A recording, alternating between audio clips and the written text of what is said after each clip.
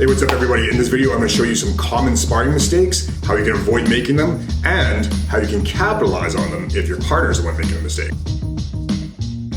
All right, folks, welcome back to another video. My name is Dan Sloboda, and this is First Strike Athletics. I'm so happy to be back in the gym and doing some partner drilling and some sparring. It feels really, really good after just doing shadow boxing and bag work for the last few months. So a couple weeks ago, we were allowed to come back in the gym and start sparring.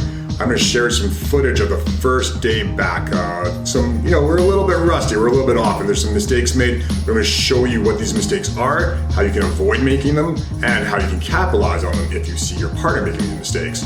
So the footage isn't the greatest, it's just shot off of an iPhone kind of facing the other way, so it's not the best footage, but you'll get the idea from it. So I'm just going to show you the footage and we'll break it down piece by piece. We'll show you how the mistakes are made, and then how we follow up to like I said, to capitalize on it when your partner's making these mistakes, okay? It's mostly going to be focusing on kick defense and some of the errors that are being made with, particularly with push kicks, okay? So let's get to the footage. All right, so we touch gloves, and here's mistake number one. I drop my hand to defend the kick, but I don't move my feet. If you drop your left hand, you should move off to the right. This will become more obvious later on. So one of the things you'll notice is that we switch our stances a lot, either before we attack or while we attack. You can see Casey just did it right there.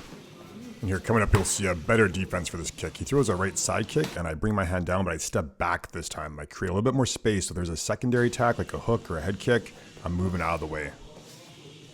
And so now, coming up, you'll see why you want to move your feet if you drop your hands. So right there, Casey drops both hands, I see it, and I throw a right hook instead. And it doesn't matter if he dropped both hands or just his right hand to push my foot away, I would have caught him with that right hook. And I caught him a little bit harder than I intended to, so I just make sure that he's okay there. And now I'm kind of trying the same thing. I do a less of a fake. It's still a bit of a fake with the right kick. I throw the right hook. This time Casey's covered up, so the hook doesn't land, but I go to an inside leg kick after. So my first fake was obviously a fake. My second attack didn't work, but I had a third attack ready to go. And even though Casey's off balance, he still manages to catch me with that return kick, which was pretty sweet.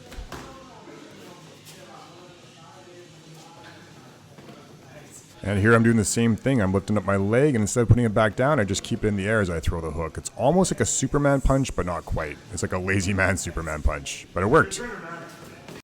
Now you're going to see something kind of interesting happening. Casey comes at me with a hard straight right. He went to southpaw and threw a straight right at my body.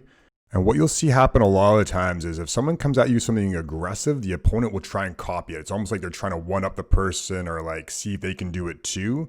And I know Casey knows this, so I kind of try and do the same thing, but I use it as a fake. So I dip down low and I go over top. My goal was to try and get his hands down low enough where I could go over top of his guard and catch him. It didn't work, but it was definitely worth a try anyhow. And here's another mistake. I thought Casey was going for that push kick or side kick again, and it was going for a high kick. He was cool and he pulled it, but I should not have dropped my hand like that. That's a bad idea. Do not do that, folks. Just pure laziness on my part. And thankfully, I have a good training partner who's not trying to knock me out.